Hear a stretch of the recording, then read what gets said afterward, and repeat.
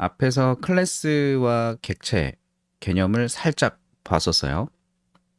오늘은 좀 정석대로 진행해 보도록 하죠. 정석? 정석이라고 말하기 좀 그렇긴 한데 보편적인 개념이 될 거예요. 자, 일단 GPT 한번 사용해 봅시다. GPT한테 간단하게 물어보겠습니다. 이제 얘가 얘기해 주는 내용이 어떤 정석적인 개념이라고 볼 수 있어요. 열심히 떠들고 있죠. 클래스와 객체, 객체 지향 얘기가 나옵니다. 굉장히 중요해요. 지금 거의 다 나왔네요. 여기에서 나오는 이야기들을 여러분이 이해하시고 설명할 수 있으면 뭐 자기께 됐다, 뭐 이렇게 볼 수 있을 것 같습니다. 자, 한번 볼게요. 자바에서, 이게 자바뿐만 아니고요, 어떤 프로그래밍 언어든지 간에 클래스, 객체 이런 얘기가 나오면 다 똑같다고 생각하시면 돼요.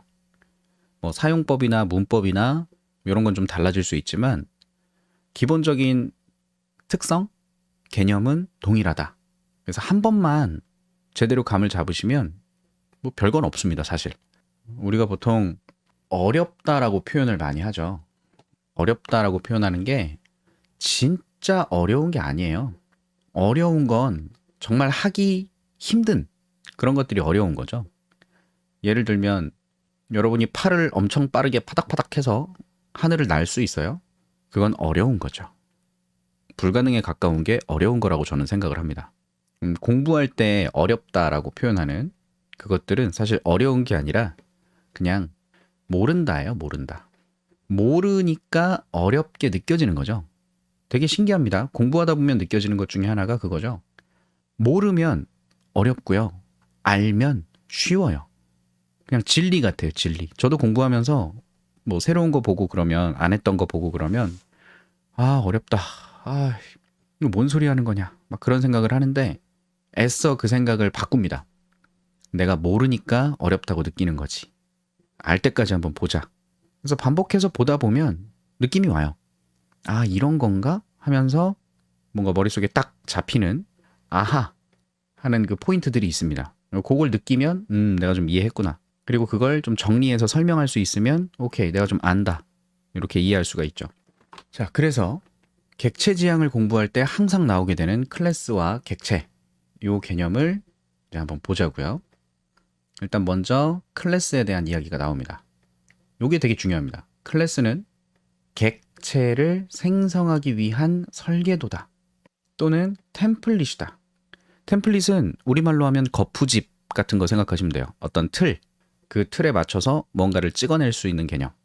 그리고 이 클래스는 제가 앞에서 자바는 어쩔 수 없이 모든 코드를 클래스 안에 작성해야 돼요. 클래스 단위로. 그러다 보니까 어쩔 수 없이 클래스 얘기를 하면서 살짝살짝 언급했었죠. 배열을 이야기할 때도 그랬고 스트링을 이야기할 때도 그랬습니다. 어쩔 수 없이 사용했던 클래스들이었고요. 스캐너도 그렇고 시스템도 그렇고. 클래스는 속성과 행위, 요걸 가진다 라고 표현을 했었죠. 그래서 그 두 가지를 묶어놓은 구조를 이야기한다. 그래서 모든 객체는 클래스로부터 생성된다. 여러분 머릿속에 클래스라는 것과 객체라는 것을 명확히 구분지어서 두 개념은 다른 거다라고 생각하셔야 되고, 다르지만 관계가 엄청 강하다. 이렇게 생각하시면 됩니다. 클래스라는 걸 정의하면 그 클래스를 기반으로 여러 객체를 찍어낼 수 있다라고 표현되어 있죠. 이걸 앞서서 제가 펄슨이라고 하는 클래스를 만들어서 그 클래스 안에다가 이름하고 나이를 담아놓는 개념을 표현했었어요. 그리고 그 클래스를 이용해서 객체를 생성했죠. new person 해가지고. 그러니까 객체를 생성하라는 문법이니까 이렇게 쓴 건데, new person을 한 번 하면 이 person 모양으로 실제 메모리에 객체라는 게 만들어지는 거예요. 뭐 별건 없어요. 이렇게 받아들이시면 됩니다. 그래서 new라는 키워드가 객체를 생성하라 라는 거고, 생성된 객체는 메모리에 실제로 존재하는 거죠. 클래스도 메모리에 존재하지만 클래스는 딱 하나, 설계도로서만 의미가 있습니다. 그래서 클래스 객체 이걸 설명할 때 아주 고전적인 예시가 붕어빵이에요. 아주 고전적인 예시. 여러분이 먹는 요즘에 길 가면 붕어빵 좀 생겼죠? 날이 좀 쌀쌀해지면서 붕어빵이 있어요. 이 붕어빵이 여러 개 있죠. 뭐 3,000원이든 2,000원이든 여러 개. 붕어빵이 여러 개 있다. 그러면 이 붕어빵 하나하나를 객체라고 생각하시면 되고요. 붕어빵 하나하나. 우리가 먹는 그 붕어빵. 그리고 그 붕어빵을 어떻게 만드는지 다 아시잖아요. 붕어빵 틀에 붕어 모양이 있고 뚜껑을 열어서 반죽을 넣고 거기에 팥이든 슈크림이든 뭘 집어넣으면 뚜껑을 닫아서 굽죠. 그렇게 구워지면 붕어빵이 하나 뿅 나오잖아요.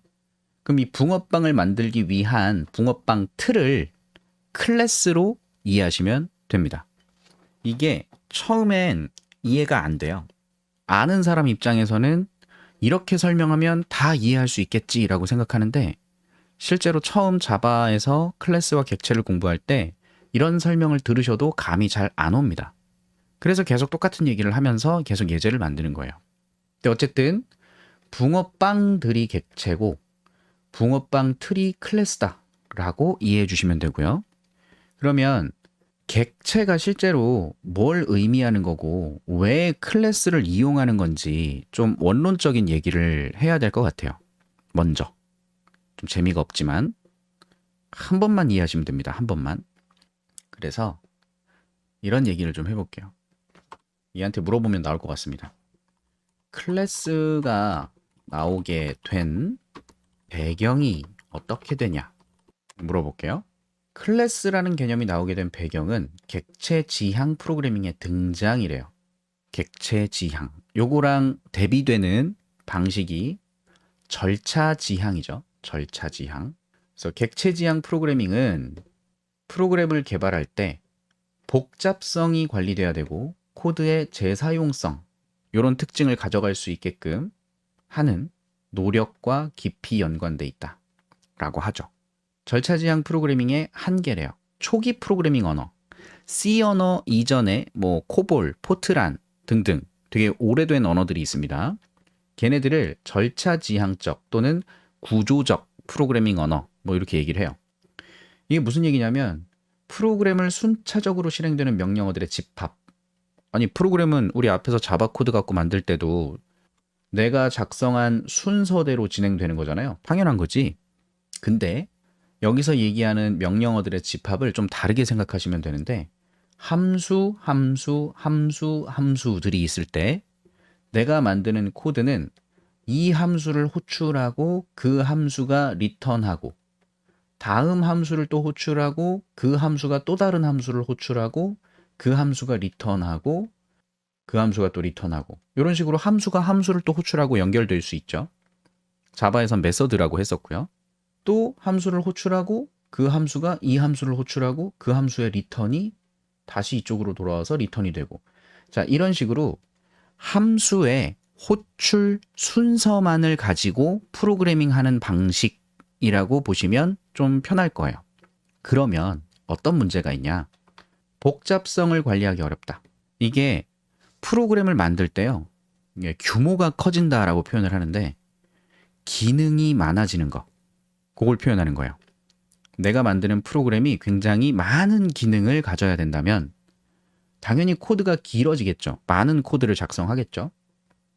그러면서 당연히 복잡해질 거고 복잡하다는 의미가 굉장히 다양한 함수들을 만들게 될 거란 소리예요. 그리고 함수들의 호출 순서를 가지고 코딩을 하니까 굉장히 복잡해질 거다. 그러다 보면 비슷한 코드를 비슷한 메서드를 더 정의를 할 수도 있고 예를 들면 어떤 함수를 정의했는데 A라는 기능이 있어요. 그래서 그걸 정의를 했는데 또 다른 기능이 하나 필요할 것 같아서 정의를 하는데 A랑 똑같은 기능인데 거기에 살짝 플러스 알파야. 또 나중에 코드를 하나 더 만들어야 될 것 같은데 메서드를 하나 정의했는데 걔는 A에서 조금 뭔가 코드가 빠진 형태의 코드가 생겨요. 그러면 내가 만든 함수가 수십, 수백, 수천 개가 될 수 있는데 그 함수의 일부분 애들이 몇 개의 함수들이 동일한 개념의 코드들이 여러 번 사용될 수 있죠.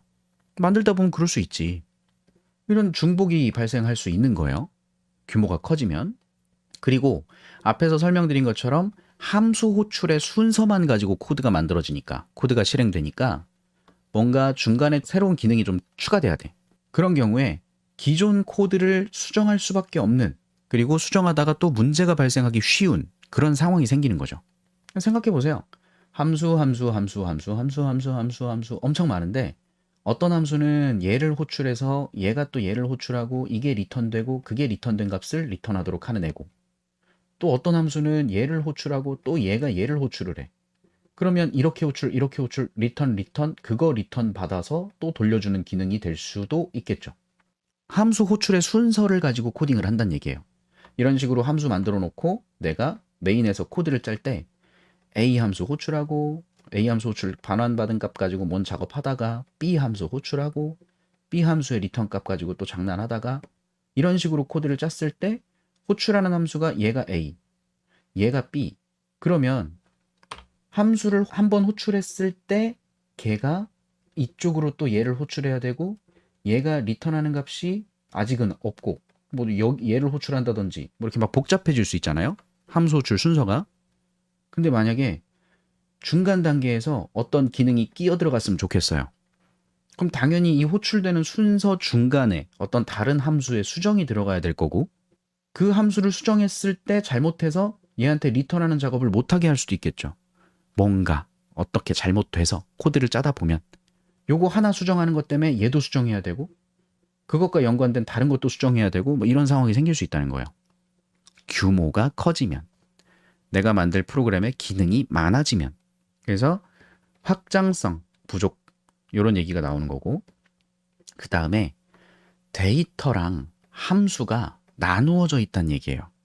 당연하죠. 여러분, 함수가 어떻게 호출되는지 알잖아요.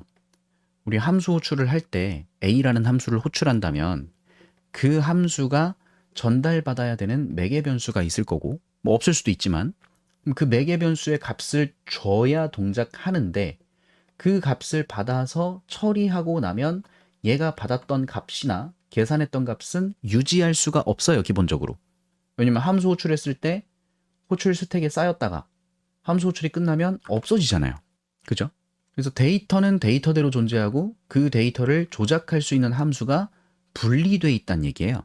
역시 관리의 문제라고 볼 수 있겠죠.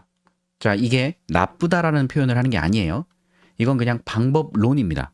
예전 프로그래밍 언어들은 기본적으로 절차지향적 개념을 갖고 있고, 함수들을 정의하고 함수들의 호출 순서를 가지고 코딩을 했었다.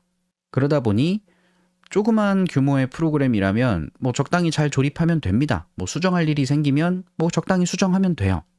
문제 생기면 그 부분만 좀 수정해서 잘 돌아가게 만들면 되고, 근데 기능이 많아지면, 생각해 보시면 우리가 지금 2024년을 살아가고 있어요.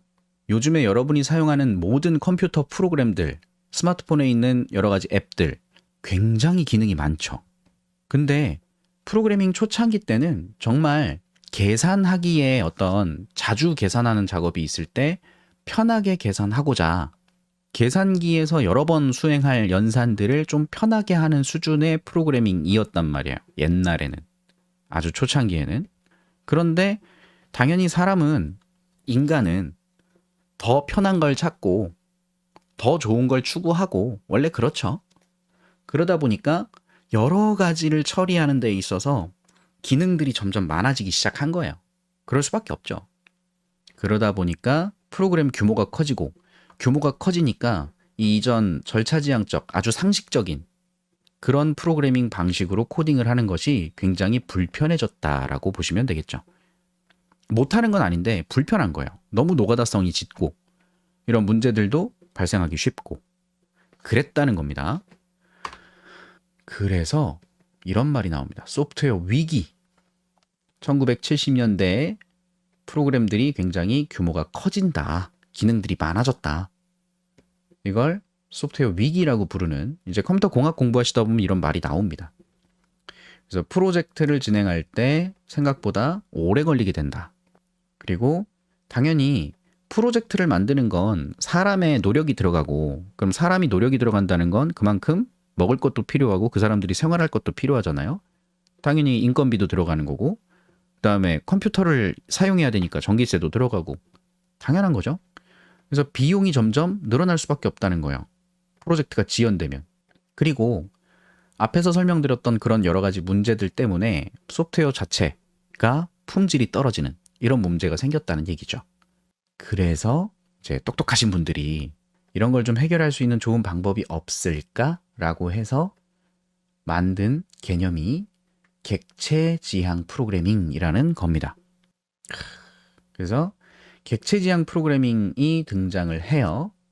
객체 지향은 객체를 기반으로 프로그래밍을 하자. 기존에는 함수들을 정의하고 그 함수들의 호출 순서를 결정하는 구조적 프로그래밍 방식을 썼다면 그것에 대한 어떤 단점을 좀 해결해 보고자 다른 방법론이 추가가 된 거고, 그 객체 지향 방식은 객체라는 단위를 이용하자는 겁니다.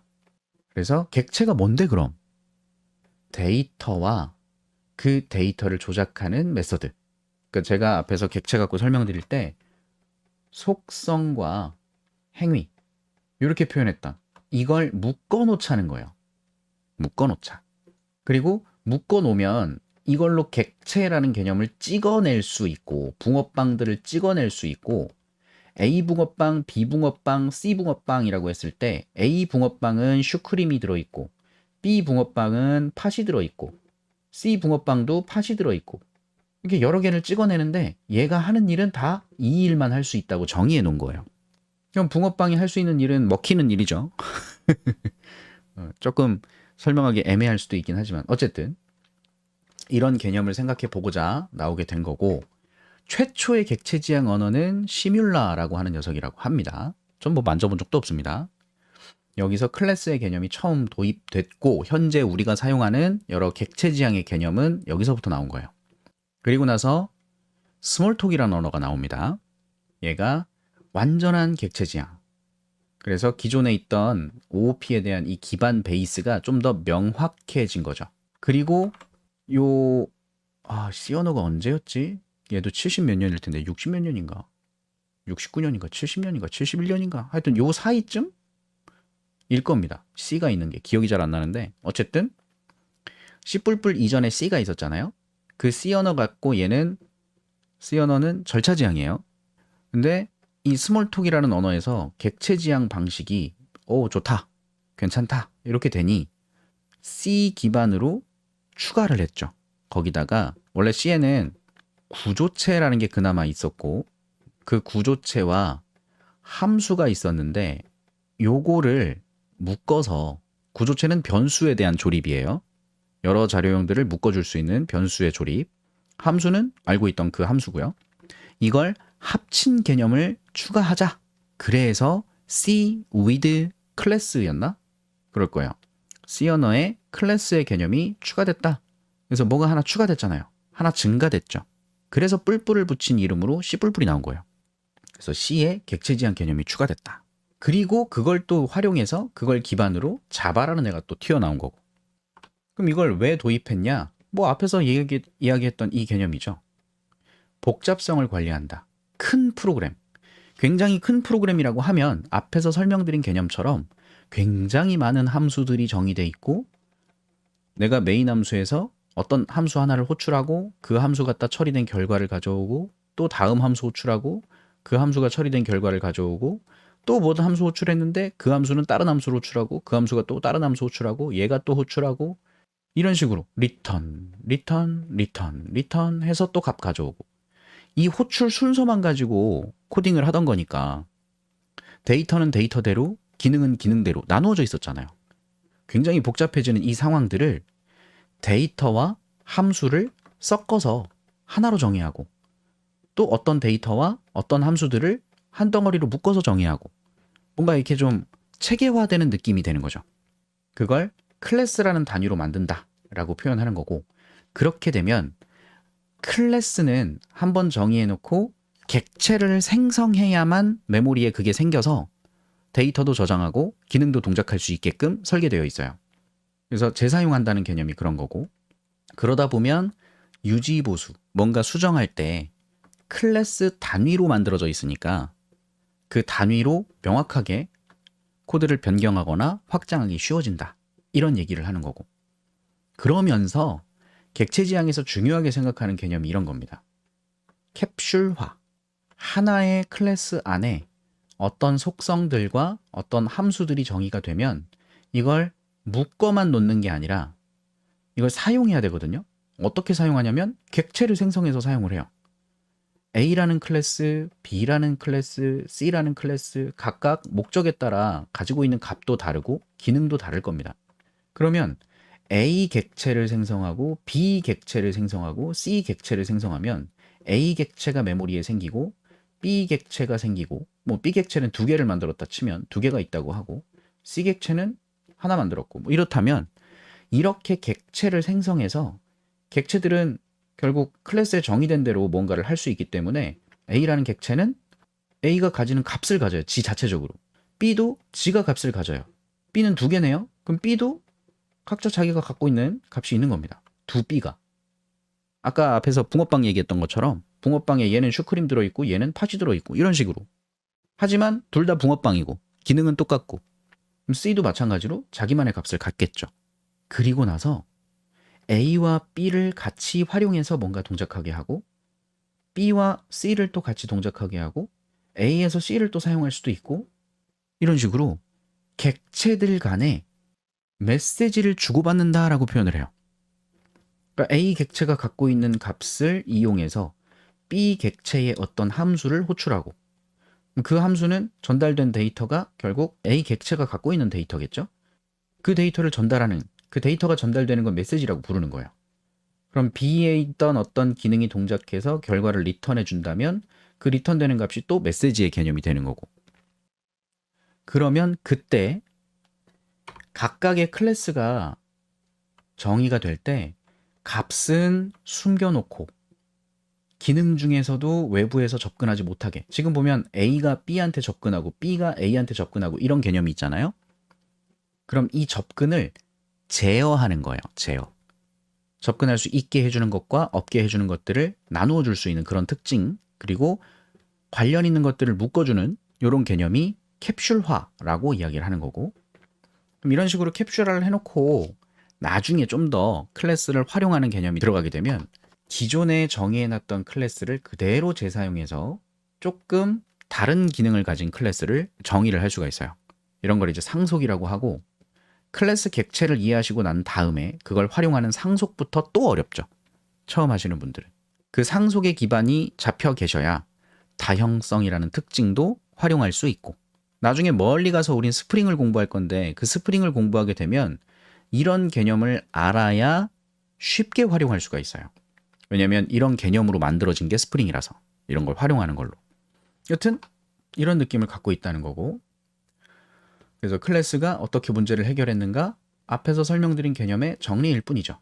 자, 근데 요거 말고 이건 이제 원론적인 개념이고, 클래스는 어떤 특징을 갖고 있냐면 객체 지향 프로그래밍이잖아요.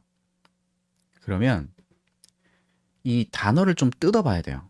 오브젝트, 오리엔티드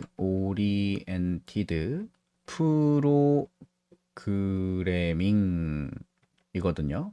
객체를 기반으로 하는, 객체를 적극 활용하는, 지향하는 방식의 프로그래밍 기법, 방법 이렇게 보시면 되고, 오브젝트를 좀 뜯어서 오브젝트의 뜻을 보면 이게 사실 객체가 아니에요. 오브젝트가 개체라고 보통 표현할 수도 있고 그렇거든요.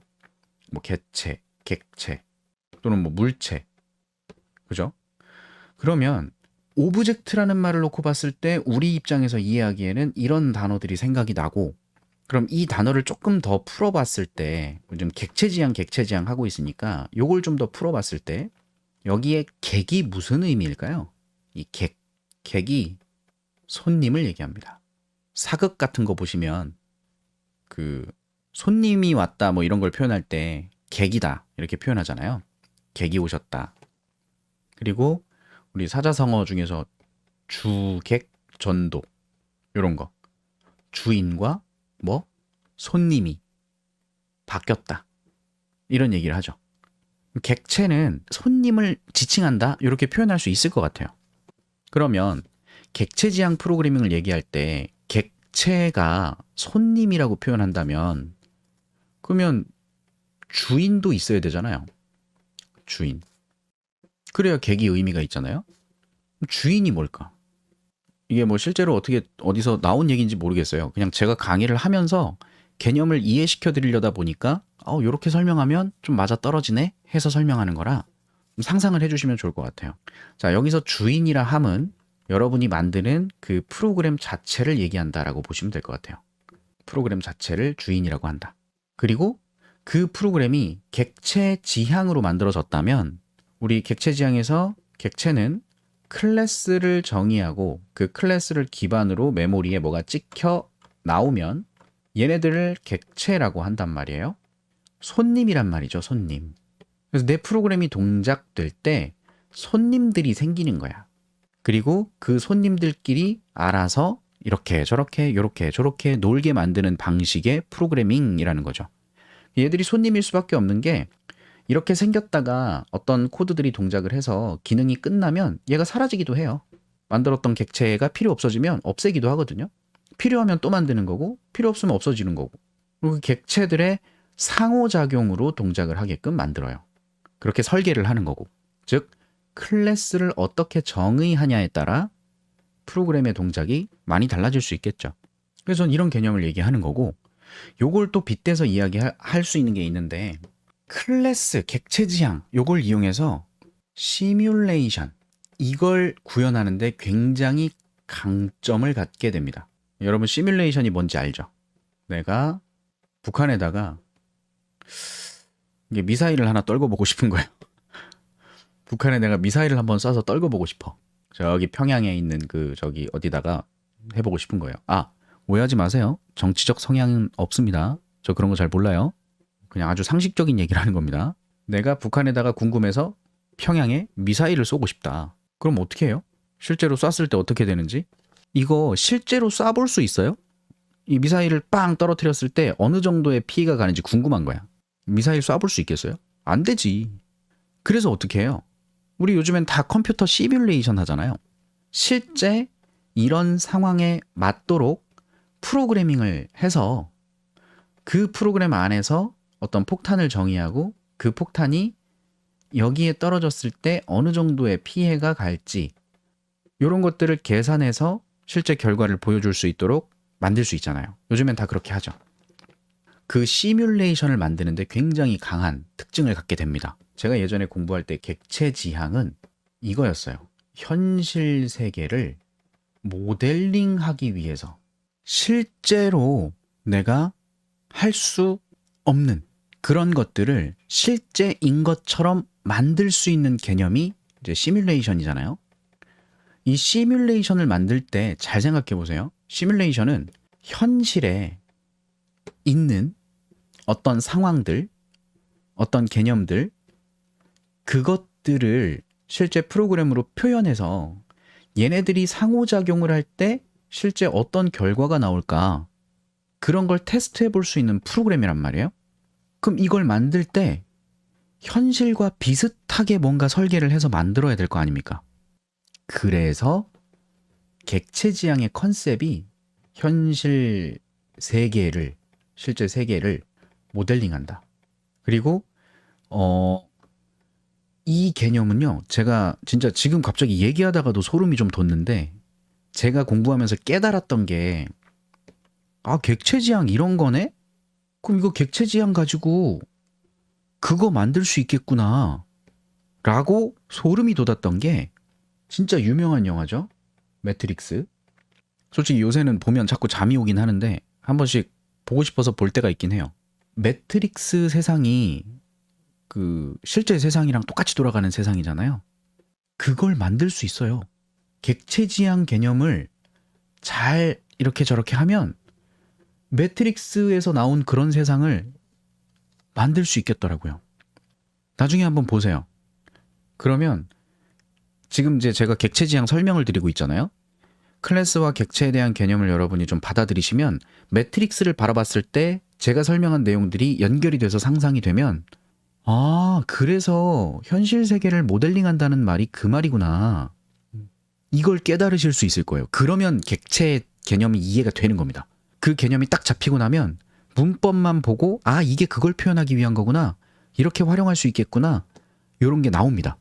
저는 처음에 이게 안 와닿았었죠. 강의를 하는데 저도 진짜 쪽팔려서 솔직히 그때 강의를 했었던 제 수업을 들었던 분들한테 미안하기도 하고 정해진 수업 내용을 준비해서 강의를 하면 되는 게 제 직업이란 말이에요.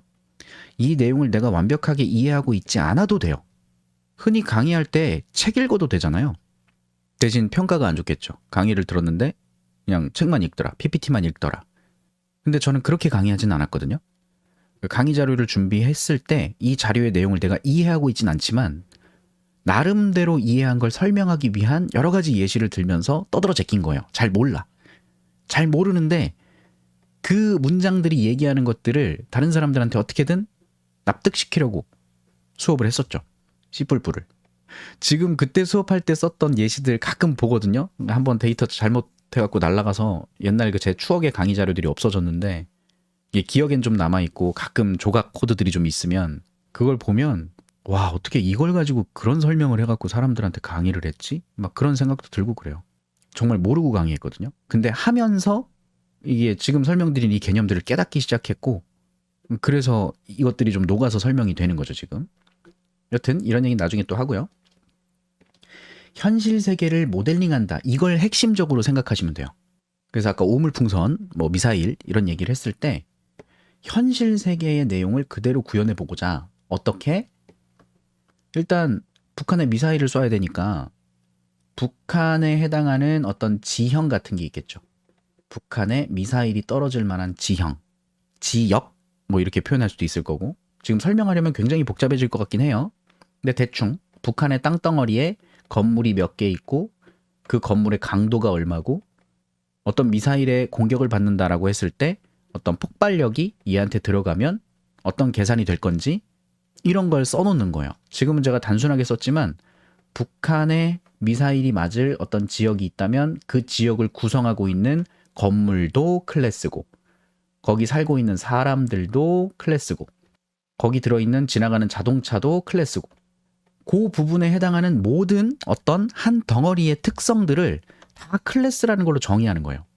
그럼 그 클래스들은 이 클래스는 이 클래스랑 관계가 있고 이 클래스는 저 클래스랑 관계가 있고 얘가 갖고 있는 데이터가 동작하다가 여기에 있는 어떤 함수를 호출하면서 전달해주면 얘가 지가 갖고 있는 값 가지고 어떻게 계산하고 결과를 돌려주기도 하고 지들끼리 지지고 볶고 하게끔 만들어지는 거죠. 설계를 해서. 그런 다음에 내가 미사일이라는 클래스를 만드는 거예요. 이 미사일 클래스에는 파괴력이든지 뭐 속도라든지 미사일이 가지는 어떤 특성들이 있겠죠. 얘 기능은 날아가는 기능, 그 다음 어디 가서 부딪히면 폭발하는 기능, 부딪혔는지 안 부딪혔는지 불리언 가지고 체크를 할 수도 있고 이런 특성이 있다라고 미사일을 하나 만드는 거예요. 그러면 이런 식으로 클래스를 정의해 놨을 때 이제 시뮬레이션을 위해서 이 정의된 클래스들을 가지고 객체를 만듭니다. 그러면 건물도 세워질 거고 건물 사이사이에 사람들도 돌아다닐 거고 거기에 자동차도 돌아다니고 이런 것들이 상호작용하는 환경이 만들어지는 거죠. 실제 메모리에 프로그램으로 매트릭스처럼 거기다가 이제 미사일 객체를 하나 생성해가지고 그 미사일을 여기 표현되는 어떤 세상의 어디 좌표에 이 미사일을 떨궈뜨렸을 때 당연히 설계할 때는 이 미사일에 대한 특성들이 이쪽에 있는 클래스들과 또 상호작용할 수 있게 설계가 돼야 됩니다. 굉장히 복잡하겠죠. 그래도 절차지향적인 옛날 방식으로 C 언어 같은 걸로 코딩을 이걸 한다면 미치게 됩니다. 이런 개념을 C 갖고 코딩을 한다? 아예 상상할 수가 없어요. 함수만 갖고 작업한다면 와 미쳐버릴 것 같아요. 근데 클래스의 개념으로 이렇게 역할들이 다 나눠지게 해놓고 얘네들의 상호작용까지만 정의를 해두는 거죠. 그럼 나중에 미사일 객체 생성 한 발을 여기에다 떨궜으면 그 주변에 있는 객체들 건물이나 자동차나 사람들한테 어떤 피해가 가는지 계산한 결과를 확인해 볼 수 있고 미사일의 속성을 좀 바꿔서 파괴력을 좀 더 강하게 했을 때는 여기 똑같이 떨어지면 어느 정도 파괴력이 있는지 이런 것들을 테스트해 볼 수 있는 거죠. 이런 걸 만드는데 굉장히 강점을 가지는 거죠. 객체지향이라는 게. 이걸 상상만 하시면 돼요. 그렇겠구나. 그래서 현실 세계를 모델링한다. 요 문장이 굉장히 핵심적인 개념이라고 생각합니다. 한번 물어볼까요? 객체지향은 현실 세계를 모델링한다. 자, 물어보죠.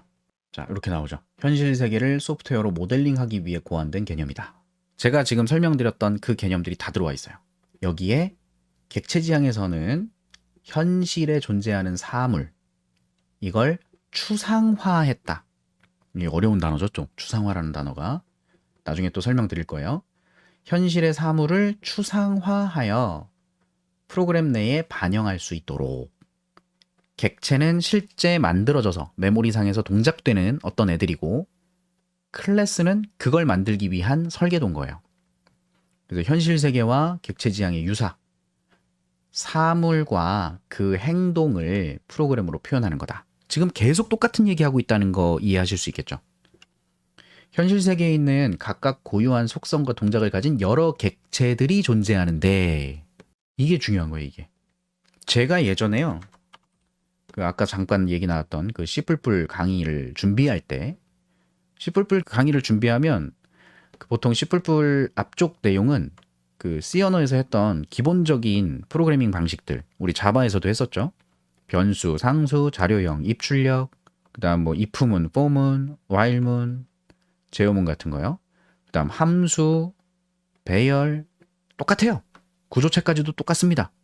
근데 거기에 C with 클래스라 그랬죠. 그래서 클래스의 문법이 추가돼서 이 뒤쪽에서 클래스를 공부를 해요. 보통 기본적으로 C++를 한다면 C랑 똑같은 내용을 한참 하고 그 다음 C++ 내용이 들어간다는 거죠.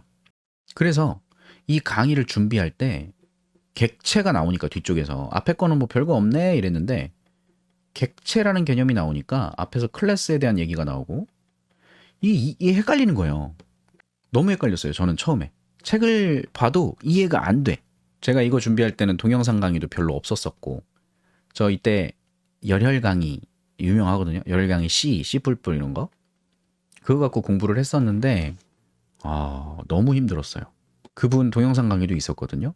그분도 목소리가 좋아가지고 나긋나긋하고 잠도 많이 자고 그랬습니다. 근데 너무 어려워서 그때 강의하시던 다른 강사 선배님한테 물어봤죠. 형, 제 C++ 좀 준비하는데 클래스랑 객체가 너무 헷갈린데 객체가 뭐예요? 라고 물어봤는데 그분이 저한테 뭐라 그랬냐면 너 객체가 뭐예요? 그랬더니 너 저요? 제가 왜 객체예요? 그럼 너가 객체야. 뭐 설명 같은 거 없어요. 그냥 너가 객체야. 그걸로 끝. 더 물어보는 거에 대답도 안 합니다. 강하게 컸죠, 제가. 이게 납득이 안 되는 거예요. 객체가 내가 객체라고? 이게 납득이 안 되는 거지. 근데 이제 이해를 하고 나니까 완전히 납득이 돼서 아까 제가 앞에서 객체를 프로그램이 동작할 때 잠시 머물렀다 가는 손님이다라고 표현했잖아요. 생겼다가 사라지기도 하고 그런다고. 그래서 지금 사람이란 클래스에 개개인이 객체인 걸까요? 라는 채팅이 올라왔는데 아주 잘 이해하셨어요. 완벽하게 이해하신 거예요. 그게. 클래스와 객체를 명확히 구분하셨어요. 그래서 이 객체지향 설명하면서 제가 이런 얘기를 해요. 현실 세계를 모델링하는 거다. 그 다음에 객체의 객이 손님이다 라고 표현했잖아요. 이걸 주체라고 하는 녀석이 반대되는 개념이라고 볼 수 있죠. 주인과 손님. 그럼 주체가 뭐라 그랬냐면 이 객체들이 동작하는 하나의 소프트웨어, 프로그램이라고 했고 그럼 이걸 현실 세계로 살짝만 갖고 와서 상상해보면 이거랑 똑같더라고요. 지구입니다. 지구 한번 그려볼까? 우리나라, 중국, 인도 여기 이렇게 있어갖고 이렇게 아프리카 이쪽은 지중해 이렇게 해갖고 이쪽으로 이렇게 가면 아메리카 이렇게 가고 이쪽 이렇게 튀어나가서 이쪽에 버뮤다 삼각지가 있을 거고 여기는 허옇게 모자 쓰고 있을 거고 여기도 허옇게 모자 쓰고 있겠지. 오스트레일리아 태평양에 뭐 섬들이 있을 거고 일본도 있고 여기 뭐 디즈니랜드들 막 있죠. 싱가포르 막 이런 거. 오, 좀 있어 보여.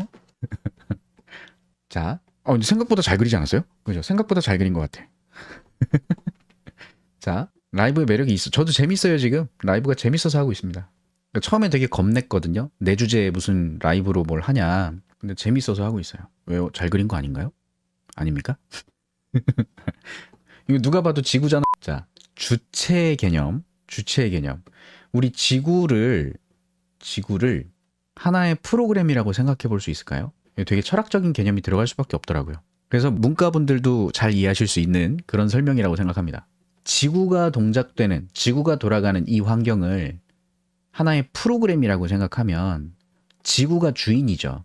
그리고 우리들은 또는 지구에 존재하는 생물들은 사실 태어났다가 이렇게 저렇게 살고 다시 돌아가는, 현실 지구에서는 굉장히 많은 손님들이 서로 상호작용하고 있지 않나요? 결국 이게 매트릭스랑 같은 개념이 되죠. 전 이거 진짜 소름이었거든요. 그게 다예요. 여러분이 이 지구를 프로그래밍 해야 된다면, 이걸 씌워넣어갖고 지구가 돌아가는 걸 코딩해야 된다고 생각하면 함수밖에 없거든요. 함수. 그나마 구조체 정의하는 건데 함수랑 구조체가 아무 관계가 없고, 이 함수들의 호출 순서만 갖다가 코딩을 해야 되는데 이 세상이 돌아가는 게 얼마나 복잡합니까? 근데 현실 세계를 모델링하는 개념이라는 게 좀 받아들여지면 지구를 하나의 프로그램이라 보고 그게 주체다. 그 안에 만들어지는 여러 객체들은 만들어졌다 사라졌다 만들어졌다 사라졌다 하는, 우린 잠시 지구에 또는 이 우주에 이렇게 숨 쉬면서 머물렀다가 때가 되면 사라지는 손님 같은 존재죠. 그리고 그런 손님 같은 아주 진짜 먼지만도 못한 아주 작은 그런 존재일 뿐인데 우주의 시점에서 보면 어마어마하게 복잡하게 살고 있죠. 이 세상을 보면 모든 게 상호작용입니다. 그래서 제 선배가 말씀해 주셨던 객체가 뭡니까? 나 객체가 맞더라고요.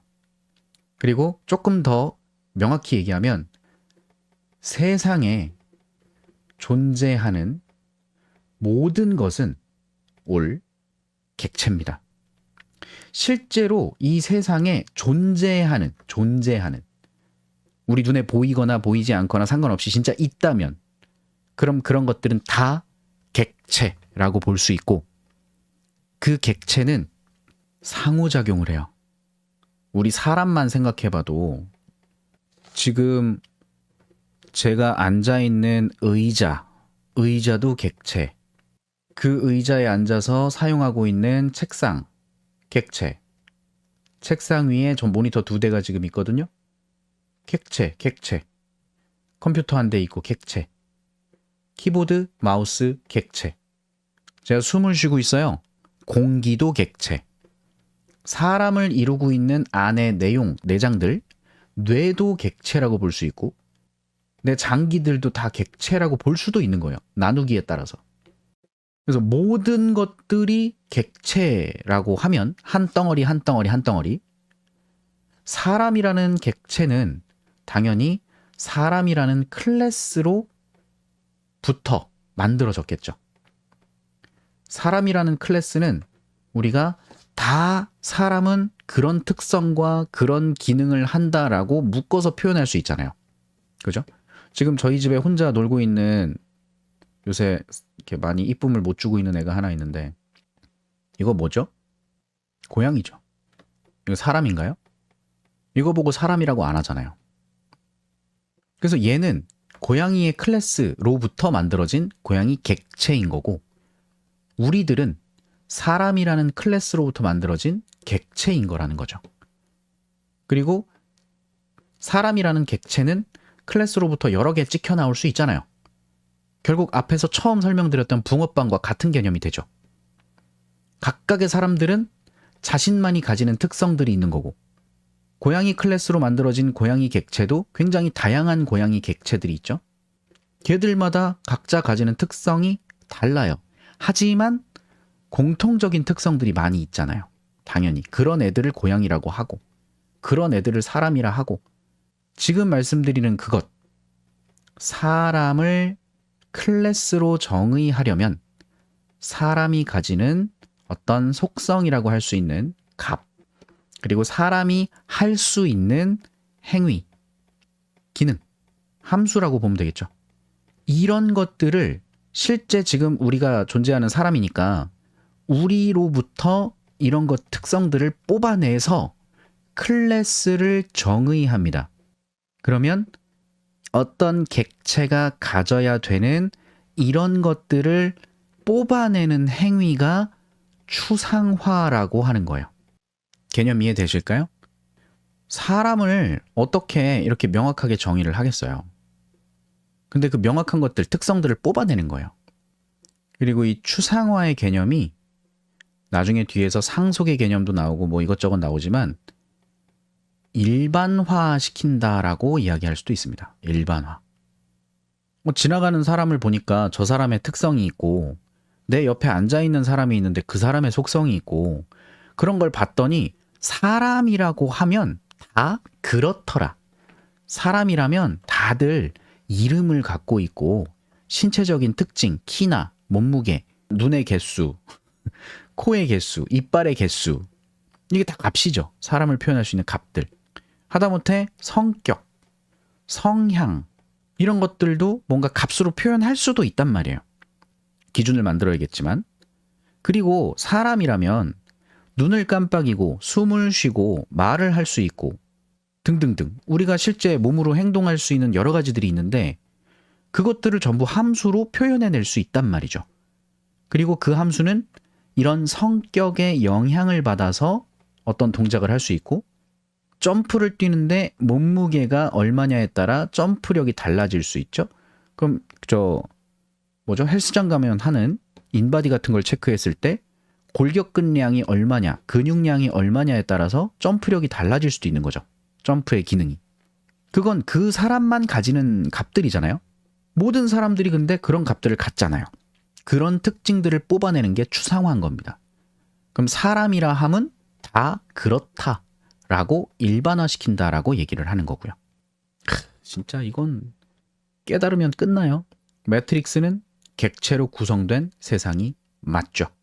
그렇게 구현할 수밖에 없을 것 같긴 해요. 제가 지금 알고 있는 지식선에서는 너무 어려울 거긴 합니다. 진짜 이런 지구 시스템을 똑같이 구현해내는 건 정말 어려울 겁니다. 근데 나름 비슷하게 구현해서 우리가 즐기는 것들이 있죠. GTA나 심즈나 제가 해보진 않았거든요. 근데 뭐 하는 거 잠깐씩 보면 실제 현실과 비슷하게 동작되는 게임이잖아요. 아마도 객체지향적으로 만들지 않았을까. 전 뭘로 만들었는지 모르겠고요. 아마 게임 같은 경우는 보통 C++ 기반으로 많이 만드니까 그 게임 엔진이라는 것 때문에 알아보진 않았지만 아마 그럴 거라 생각돼요. 그러면 거기에서 표현되는 모든 것들이 사실 클래스화 되어 있을 거라고 생각됩니다. 그래서 이 객체지향 얘기를 제가 어렵게 좀 하는 걸 수도 있는데 좀 어린 분들 있죠. 제가 강의할 때 중학생도 있었고 고등학생도 있었고 성인도 있고 같이 섞여 있었거든요. 그러면 오히려 이런 얘기를 잘 이해하시는 분들이 나이가 있으신 분들이 잘 이해하더라고요. 아무래도 설명이 좀 어렵다? 어린 친구들이 듣기에는 뭐 사람마다 다르겠지만 여튼 그랬었어요. 그래서 현실 세계와 객체지향의 유사성 이런 거 이제 설명을 또 보면 확실하게 이해가 되지 않을까요? 현실 세계의 자동차라고 하는 걸 본다면 자동차가 가지는 것들은 보통 다 그렇죠. 어떤 브랜드인지 벤츠냐, BMW냐, 현대냐, 기아냐 그리고 자동차의 색상 그리고 자동차가 갖고 있는 속도 이게 최대 속도일 수도 있는 거고 현재 속도일 수도 있는 거고 변수 여러 개 만들면 되는 거예요. 그런 속성을 가지고 주행 기능 앞으로 가는 기능이죠. 물론 앞으로 갈 수도 있고 뒤로 갈 수도 있지만 지금 복잡하니까 그걸 다 설명하기 어렵잖아요. 그래서 자동차가 간다. 자동차가 멈춘다.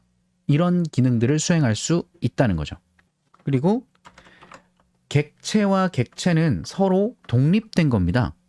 즉 내가 A 붕어빵이 있고 B 붕어빵이 있는데 A 붕어빵에는 단팥이 들어있고 B 붕어빵에는 슈크림이 들어있어요. 그럼 B 붕어빵을 먹어서 슈크림을 쪽쪽 뽑아 먹으면 A 붕어빵에 있는 단팥이 영향을 받아요? 아무 상관없죠. 여기 이것도 마찬가지예요. 자동차라는 걸 정의했다면 그 자동차가 가지는 브랜드, 색상, 속도 이런 것들은 A 자동차가 가지고 있는 값이고 B 자동차도 가지고 있는 값이 되는 겁니다. 객체가 서로 각각. 사람도 마찬가지죠. 제가 가지고 있는 제 통장의 돈이 1,000원이에요. 그럼 여러분이 가지고 있는 통장의 돈도 1,000원입니까? 동일할 수는 있겠지만 그 1,000원은 내 1,000원이 아니죠. 각자의 1,000원이지. 근데 우리는 모두 뭘로 만들어졌다고요? 하나의 클래스로부터 세상에 태어난 종인 거죠. 일반화된 사람이다라고 표현될 수 있는. 그래서 이걸 소프트웨어에서 객체지향 쪽으로 표현했을 때 용어들은 이렇게 되는 거죠. 자동차가 가지는 속성, 값과 기능을 하나의 클래스로 정의할 수 있는 거고, 그 클래스로부터 생성된 실제 자동차들은 객체라고 말하는 거다. 그리고 이 객체를 조금 더 전문적인 용어로는 인스턴스라고 합니다. 이 인스턴스에 대한 개념은 보통 이렇게 얘기를 해요. 메모리에 실제 생성된 것을 인스턴스라고 표현을 합니다. 이제 요걸 공부하시다 보면 편의점에서 뭐 여러 가지 막 드시잖아요. 즉석 식품들. 그런 것들을 우리가 보통 인스턴트 식품이라고 하잖아요. 근데 이제 좀 지나 보시면 그 인스턴트보다 인스턴스가 입에 막 붙어가지고 인스턴스 식품 먹지 말라니까 뭐 이런 얘기 나옵니다. 나만 재밌으면 돼. 괜찮아. 실제로 저는 그런 적이 많아가지고 아마 직업이 설명하다 보니까 인스턴스라는 말을 많이 써서 그런 것 같기도 한데, 그래서 자바에서 카 클래스를 만들었죠. 이 클래스 안에 뭐가 있어요? 스트링으로 브랜드라는 변수, 스트링으로 컬러라는 변수, 정수형으로 스피드라는 변수가 있다라고 얘기한 거예요. 그리고 얘가 가지는 기능은 함수로 정의를 하는 거죠. 아무것도 반환하지 않고 이런 기능을 갖고 있다라고 써준 거예요. 그래서 결국 객체는 현실 세계의 사물을 표현하는 거다. 이제 이게 다 이해가 되는 느낌이겠죠. 잘 따라오셨다면, 잘 상상하셨다면. 그래서 클래스는 공통적인 특성을 정의하는 거다. 지금도 다 똑같은 얘기 하는 거예요, 이제. 현실에서 실제 동일한 종류의 객체들, 지금 우리 사람들이요. 여러분과 저. 우린 공통된 특성을 갖고 있어요. 그 특성의 값들은 다르지만 다들 성격 있잖아요. 성질나면 다들 행동하는 것들이 있죠. 근데 누구는 성질나면 호흡만 막 심호흡하고 잘 다스리는 사람도 있고, 아니면 성질났을 때 욕부터 나가는 사람이 있고, 성질나면 손부터 나가는 사람도 있고, 각각의 반응이나 값은 다를 수 있지만 그 속성은 다 있죠. 그런 걸 정의하는 게 클래스인 거예요. 그래서 클래스가 객체를 정의한 거다라고 표현을 하죠. 결국 계속 똑같은 얘기.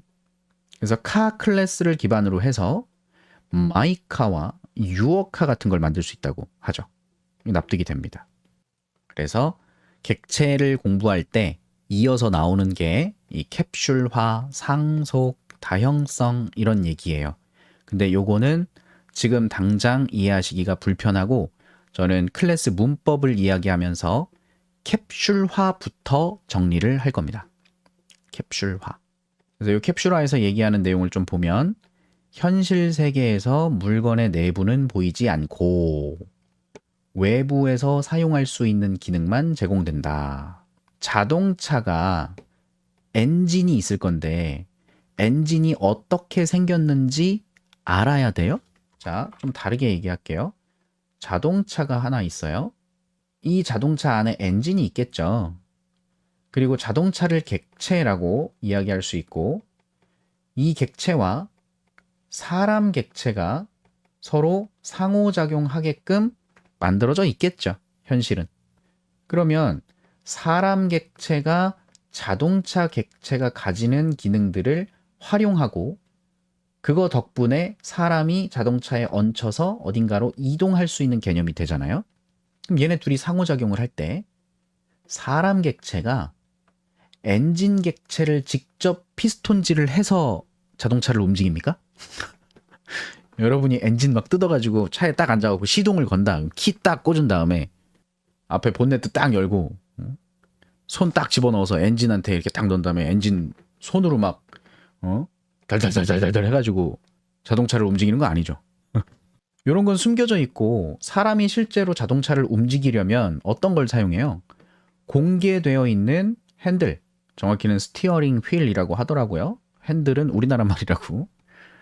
그 다음 앞으로 가려면 엑셀을 밟고 멈추려면 브레이크, 거기에 기어 변속이 있겠죠. 자동차가 자신이 동작할 때 사용자들이 접근할 수 있게끔 공개된 것들이 있죠. 반면에 직접적인 접근은 못하게 만든 다른 것들이 있단 말이에요. 이걸 구분짓자라는 개념이 캡슐화라는 곳에 들어있는 겁니다. 그래서 운전자가 가속 페달과 브레이크로 제어한다. 객체 지향에서도 데이터와 메서드를 객체 내부에 관련 있는 것들을 묶어주고 외부에서는 어떤 걸 이용해서 나를 쓸 수 있는지만 정의하는 개념이 되는 겁니다. 그래서 이 캡슐화의 개념 얘기할 때 이런 거 많이 얘기해요. 얼마 전에 제가 코로나 걸려갖고 먹었던 건데 이거 뭐죠? 알약. 이 알약이 캡슐이죠. 캡슐 알약. 이 캡슐이라는 말 딱 들으면 저는 이 알약밖에 생각이 안 났거든요. 근데 이게 객체 지향에도 성립이 되더라고요. 여러분 이 알약이 감기약이라고 한다면 요거 알약 이거 이렇게 뜯을 수 있는 거 아세요? 이렇게 나눠지는 거? 어렸을 때 해봤는데 실제로 알약은 이 안에 가루들이 막 들어있죠. 가루들. 그럼 이게 감기약 캡슐이면 여기 안에 들어있는 이것들이요. 이 내용이 뭐겠어요? 감기를 낫게 해줄 수 있는 것들이겠죠. 당연히. 그런 데이터가 들어있겠지.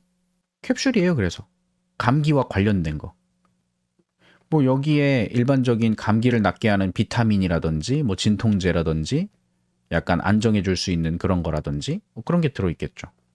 그럼 여기에 뭐 헬스 하시는 분들이 드시는 보충제 단백질 같은 게 들어있겠습니까? 단백질 쉐이크가 여기 들어있다? 말이 안 되잖아요. 관련 있는 것만 묶어준다. 그리고 외부에 공개할 건 공개하고 숨길 건 숨긴다.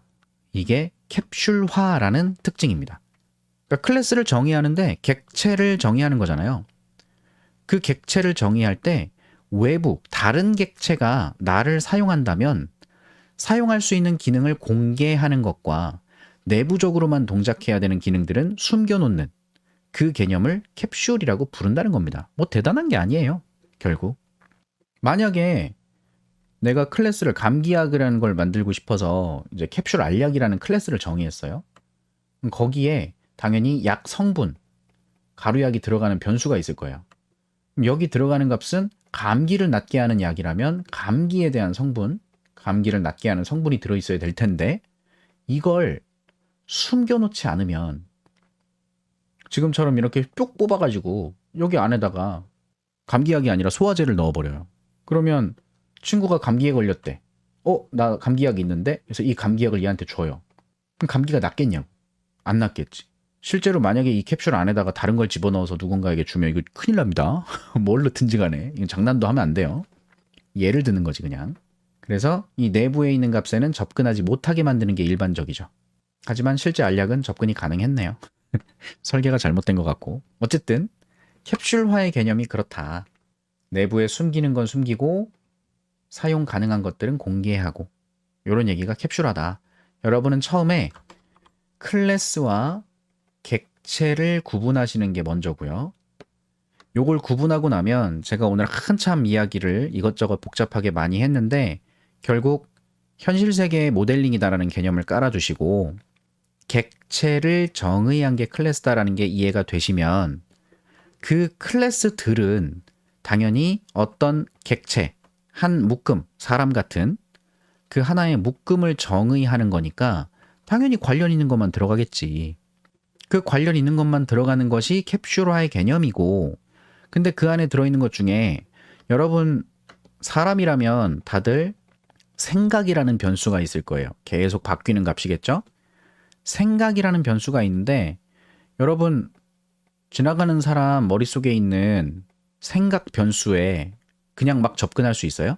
지금 이 수업을 듣고 계시는 여러분들의 생각을 제가 지금 알 수 있어요? 내 마음대로? 그냥 접근해서? 이게 너의 목소리가 들려인가요? 말도 안 되죠. 다른 사람이 생각하고 있는 그 값은 숨겨져 있는 겁니다. 그 객체만의 것이에요. 자, 그러면 내가 만약에 A라는 사람이 있고 이게 난데 내가 A라는 사람이 갖고 있는 생각을 알고 싶어요. 알 수 있는 방법이 전혀 없는 건 아니죠. 이 생각을 어떻게 얘가 얻어갈 수 있죠? 공개되어 있는 눈가리와 귀와 이걸 통해서 내 주둥이에서 말하는 걸 이 사람 귀로 집어넣고 그다음 내가 손짓 발짓 하는 걸 이 사람 눈가리로 집어넣고 그러면 그 요청에 대한 어떤 처리를 해서 내 생각이요. 그러면서 이 객체 자신의 주둥이로 나불나불해서 값을 전달해 줄 수 있겠죠. 공개되어 있는 어떤 인터페이스를 통해서 공개되어 있는 기능을 통해서 숨겨져 있는 값들의 정보를 얻을 수 있는 이런 개념이 되는 거죠. 모든 객체는 그런 개념을 갖고 있다고 생각하시면 되는 겁니다. 접근할 수 있는 것과 없는 것을 나누어 놓자. 그게 이 캡슐화에 추가되는 또 개념이 되는 거예요. 실제로 제가 오프라인 강의에서는 제가 여러분의 생각을 알고 싶으면 이렇게 하면 되죠.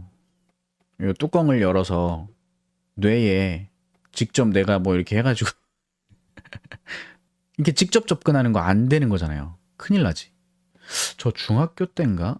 데드 오어 라이브. 지금 거의 뭐 한 30년 가까이 된, 20년 이상 된 영화입니다.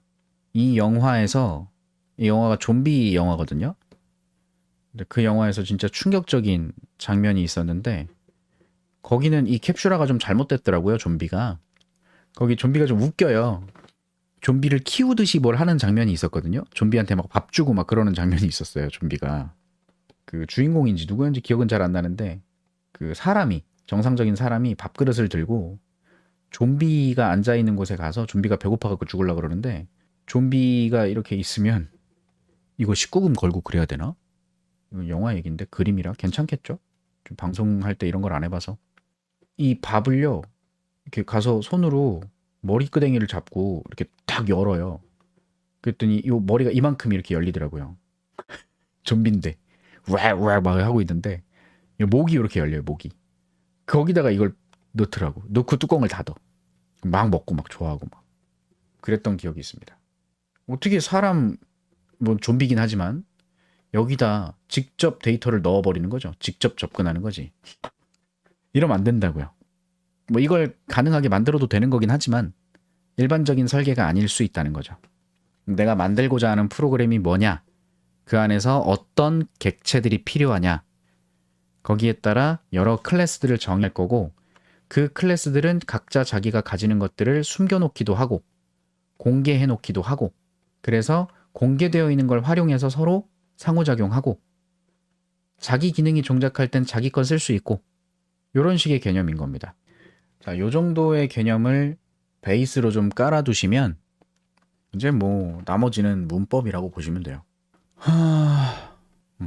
직접적인 접근을 막는다. 맞아요. 실제로 여러분의 생각을 제가 알 수 있는 방법이 없는 건 아니잖아요. 간접적으로 알아낼 수는 있잖아요. 그게 공개된 기능들을 활용해서 주고받게 되는 거고 자기만 가지는 값은 자기만 직접 접근하는 겁니다. 그게 되게 중요한 개념이에요. 지금 캡슐화에 대한 이야기를 하고 있고요. 그러면 앞에서 썼던 예제가 기억나실지 모르겠는데 그래서 여기 보시면 제가 펄슨이라는 클래스를 만들었어요. 그리고 이 펄슨 클래스로 객체 하나를 생성한 거고요. 생성된 객체를 P1이라는 참조 변수가 쳐다보게 만든 겁니다. 그럼 펄슨 안에 뭐가 들어있냐? name하고 age하고 들어있는 거예요. age는 일반 프리미티브한 변수, 여기 직접 값이 들어가는 거고 name은 실제 스트링이니까 얘도 클래스니까 참조해서 스트링 객체가 캐릭터형 배열을 가지고 값을 가지고 있는 녀석이 됩니다. 그래서 이게 P1이에요. 이게 P1. 정확히 이게 P1이죠. 그래서 P1이 가지고 있는 name과 age 이런 걸 클래스의 객체의 멤버라고 합니다. 멤버. 그리고 값을 저장하는 애니까 멤버 필드 이렇게 표현을 하고요. 그래서 그 멤버에 접근하는 연산자가 점인 거예요. 요 참조하는 곳으로 가라. 그 참조 대상이라는 걸 표현하는 연산자, 점입니다. 그래서 name에 홍길동을 담아라. age에 20을 담아라. 여기 age에 20 담기는 거고 여기 홍길동이 들어가는 거죠. 홍. 형돈이가 랩을 한다. 홍. 오늘 많이 피곤한가? 죄송해요. 그 다음 두 번째 객체가 또 만들어지면 똑같이 생긴 게 하나 또 찍혀 나오는 겁니다. name, age. 얘가 바라보는 곳에는 이순신이 들어가겠죠. 여긴 22살이 들어가고 그게 P2예요. 하나 더 만들어지겠죠. name하고 age하고 이 name은 임, 스트링 객체, 그 다음 age에는 19 이렇게 들어가는 거죠. 얘가 P3입니다. 이게 뭐가 어려워요? 안 어렵습니다. 앞에 제가 설명한 게 굉장히 지루하지만 그 개념이 좀 깔리고 나면 나머지 그냥 문법이에요. 그리고 그게 실제로 메모리상에 어떤 개념으로 만들어지는지 이렇게 그림을 그리실 수 있으면 끝입니다. 자, 이 참조 변수들이 결국 전부 무슨 타입이냐면 펄슨 타입이죠. 펄슨 자료형이에요. 펄슨 자료형. 같은 자료형의 변수들이기 때문에 무슨 색깔을 써야 되냐? 옐로우, 오렌지 썼고 핑크 쓰면 되겠다. 뉴 펄슨 객체 생성하고 있죠, 이것도. 다만 배열인 거고요. 그럼 배열 객체를 만들어요. 배열 객체는 이렇게 생겼다고 제가 표현을 해줬습니다. P1, P2, P3 요소가 3개니까 이렇게 3개의 참조 변수를 갖고 있고 각각의 참조 변수는 펄슨 타입을 참조할 수 있는 녀석이고 0번, 1번, 2번이고 얘는 배열이니까 length라는 변수에 3이 들어있을 거고요. 이렇게 생긴 걸 참조하는 게 PS죠. 얘가 요거 보는 거지, 이거. 그리고 P1, P2, P3를 담는다고 했는데 그러면 이렇게 되는 거예요. P1은 이게 P1이잖아요. 그 값은 요걸 참조하는 정보고 그럼 요 정보가 여기 들어가니까 얘를 보는 겁니다. 요 객체 참조 카운트가 2가 되겠지. 마찬가지 이 녀석은 얘를 보는 거고 얘도 참조 카운트가 2가 되겠지. 다음 얘는 오렌지를 보는 거고 얘도 참조 카운트 2가 되겠지. 이런 느낌이에요. 그래서 ps.length만큼 반복해서 프린트 펄슨한테 ps의 i번째 거, 즉 펄슨 하나씩 주는 거죠. 그래서 함수가 뭐 하고 있어요? 펄슨 p를 참조하게 돼 있죠.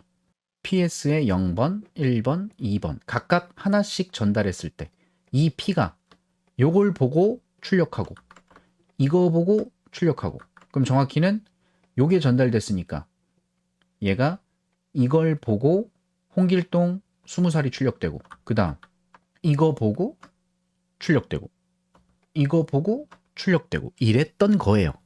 그래서 이 펄슨을 어떻게 정의했나 보니까 이렇게 값을 갖게 만들어 놨던 거죠. 근데 펄슨과 여기 보시면 프린트 펄슨이 굉장히 밀접한 기능을 갖고 있잖아요. 이 함수는 펄슨을 출력하는 기능을 갖고 있어요. 이거 굳이 따로 만들어 놓을 필요가 없으니까 이거 갖고 들어가면 안 될까요?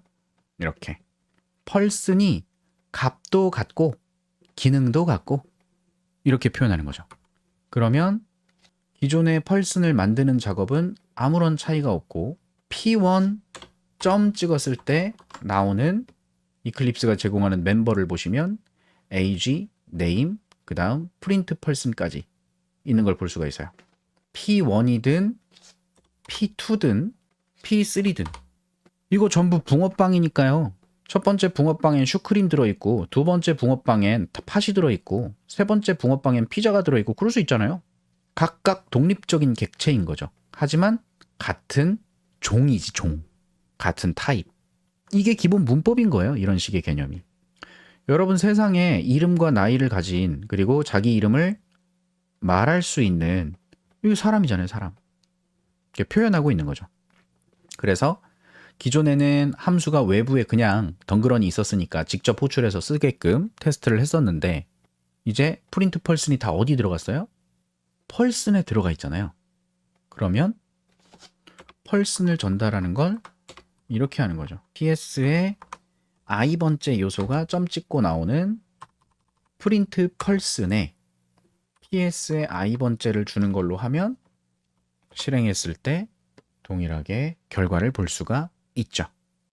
그래서 정답이 있는 건 아니고요. 이런 식의 개념을 표현하고자 하는 게 클래스, 객체 지향의 기본 베이스인 겁니다. 그리고 지금 한 가지 더 추가로 설명을 드릴 수가 있게 됐는데 그게 뭐냐면